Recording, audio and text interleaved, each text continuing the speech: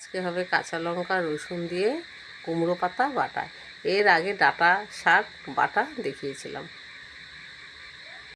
যে কোনো বাটা করতে গেলে কালো জিরে লাগে। কালো জিরেটা একটু খালি কড়াইতে আমি ঢেলে নিচ্ছি। যে কোনো বাটাই একই পদ্ধতিতে বাটতে হবে।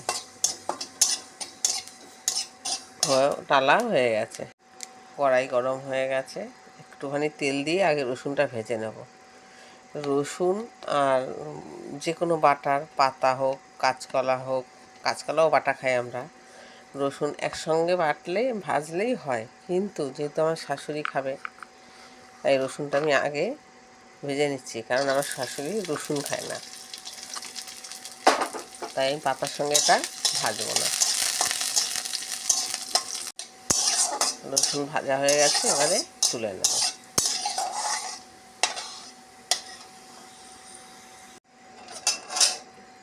পরিমাণ মতন তেল দেবো।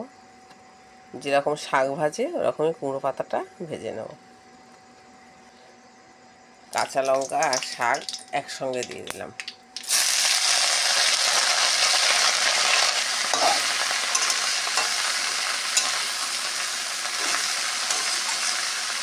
একটু পরিমাণ মতন নুন দিয়ে দেবো। এবার নেড়ে ছেড়ে ঢেকে দেবো।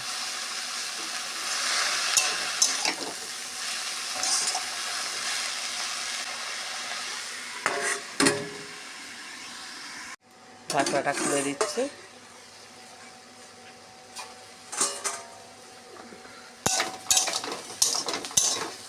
কুমড়ো পাতা ভাজা হয়ে আসছে।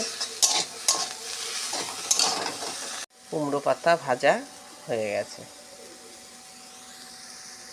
এবার নামিয়ে নেব। কুমড়ো পাতা বাটা করছি। কালো জিরে,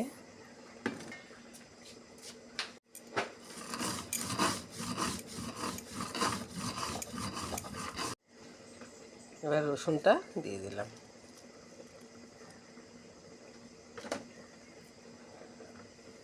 রসুনটা এর সঙ্গে বেটে নেব। কুমড়ো পাতা বাটা রেডি।